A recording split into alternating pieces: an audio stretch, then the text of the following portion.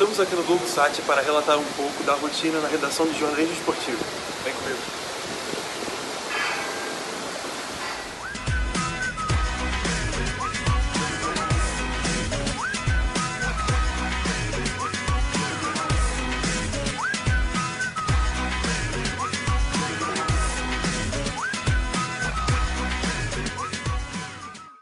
Ah, não, Pé direito. Como é que é, Júlio? Pé direito. Pé direito. Isso aí. Júlio, não confio muito não. Fechou aquele ângulo, né? Eu tava assistindo uma vez o giro da rodada começando. Deve ter feito alguma coisa ali. Bom dia, estamos aqui com o Lucas Gutierrez, o entrevistado de hoje. Obrigado. Tudo bem, Felipe? Tudo. Tá nervoso? Bastante. Para começar, você já apresentou o Globo Esporte, apresenta atualmente. Na verdade eu faço plantão no Globo Esporte. Isso. O Fala Muito no Sport TV. Uhum. Ano passado você estreou no Esporte Espetacular. Uhum. Já apresentou o E-Gol e o Giro da Rodada. Fala pra gente como é que é o convívio e como que é a rotina de um jornalista numa redação tão grande do jornalismo esportivo. Cara, é muita gente, né? Gente muito diferente, assim, tem gente mais velha, gente mais nova, tem sempre gente nova chegando. E o convívio é bom. O esporte ele é notoriamente conhecido como uma área mais leve, assim. Óbvio que ele lida com assuntos sérios também, com assuntos importantes, mas ele é notoriamente sabido uma área mais agradável de trabalhar. Por exemplo, a minha esposa trabalhou muito tempo na Editoria Rio, né? Que é aquela coisa de você noticiar tragédias o tempo todo, coisas sérias da sociedade, mas que quando você vive isso noticiando dia a dia, todo dia, isso pesa na sua vida também, né? E o esporte não tem tanto isso. O esporte a gente tem uma possibilidade criativa, eu acho, até maior.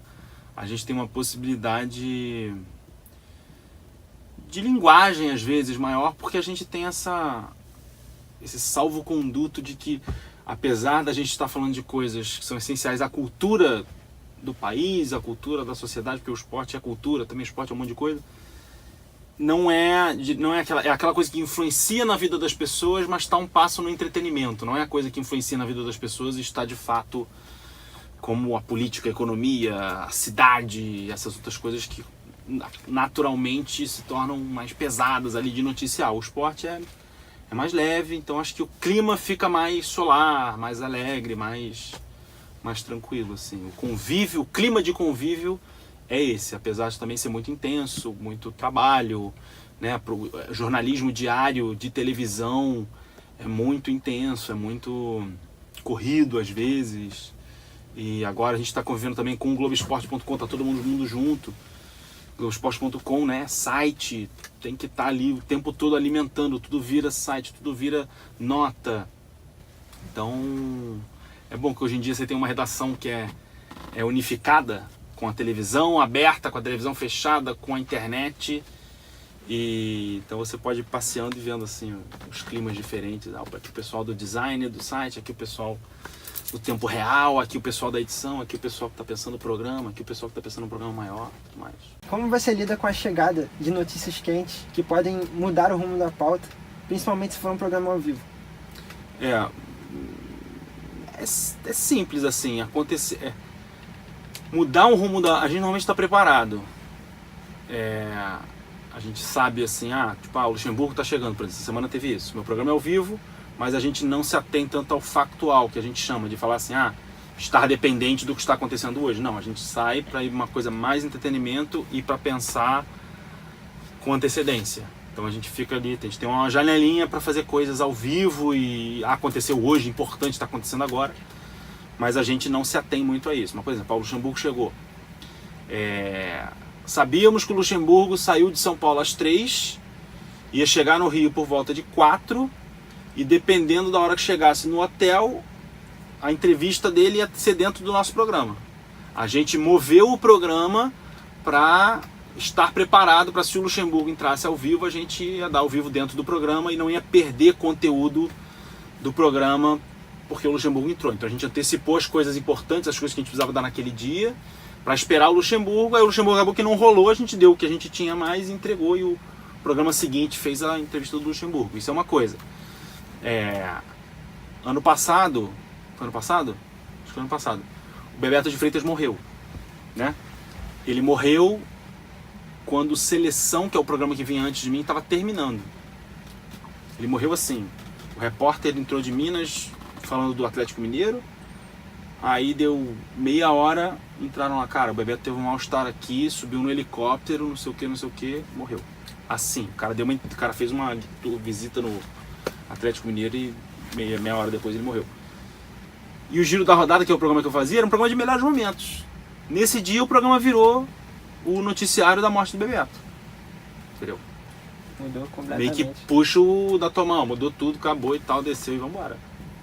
E aí mudou. Aí é a hora que você tá ao vivo, tá, aconteceu uma coisa agora e a gente vai ficar ali. Então a gente está preparado, mas ao mesmo tempo também a gente sabe que se acontecer qualquer coisa mais importante e tudo mais, a gente vai adaptar dependendo do programa em que você estiver.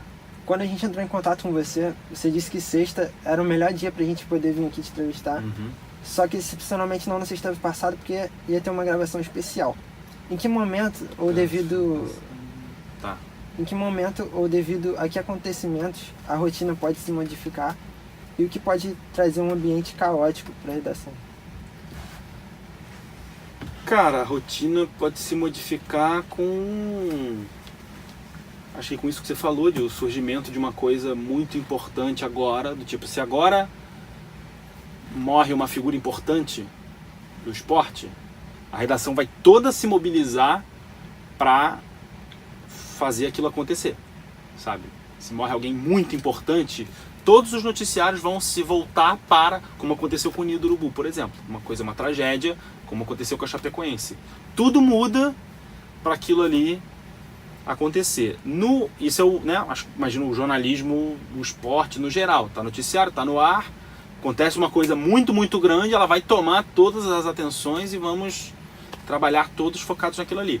No caso do meu programa hoje, que a gente pensa as coisas com antecedência, como a gente tem um programa ao vivo todo dia, a gente tenta aproveitar ao máximo as janelas que a gente tem para gravar coisas.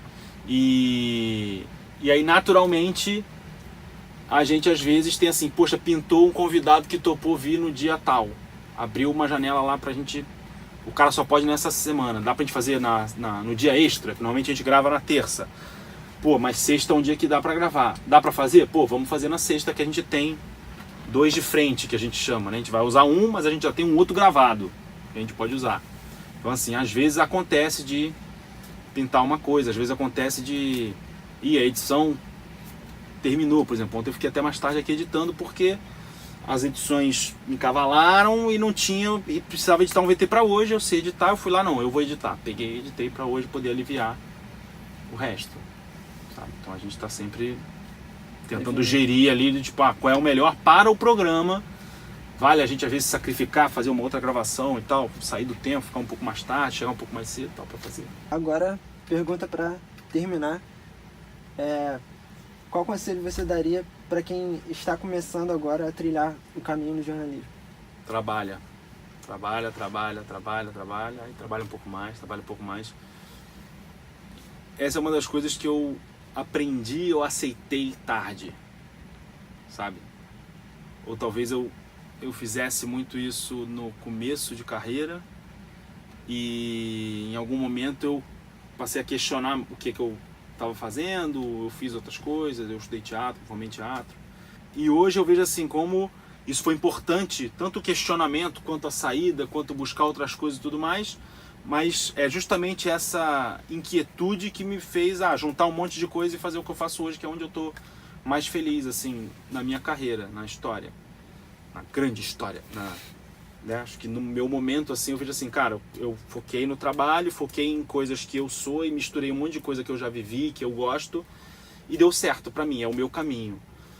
Cada um tem um caminho diferente, sabe? Tem gente que chega por um jeito, tem gente que quer por um jeito, tem gente que não quer e aí acaba se descobrindo. Então, assim, conselho, eu diria, de estar aberto para trabalhar muito, estar aberto para mudar, disponível, né, para mudar sempre olhando para dentro, sempre refletindo, sempre se questionando, sabe? Até porque isso, não existe caminho, não existe assim, é esse caminho aqui, se eu seguir nesse caminho vai dar em algum lugar. Não, pode não dar em algum lugar e você precisa estar aberto e disponível para se questionar se é esse o caminho, é esse o caminho, é esse o caminho, mas também sem ficar só na noia de não, será, não, será, mas continua fazendo. Aí uma hora você, não, acho que é por aqui, pum, vai e descobre, sabe? Então esse foi Lucas Gutierrez, nosso entrevistado. Muito obrigado pela presença. Obrigado, Felipe. Pela receptividade, Valeu. pela atenciosidade. Valeu. Muito obrigado.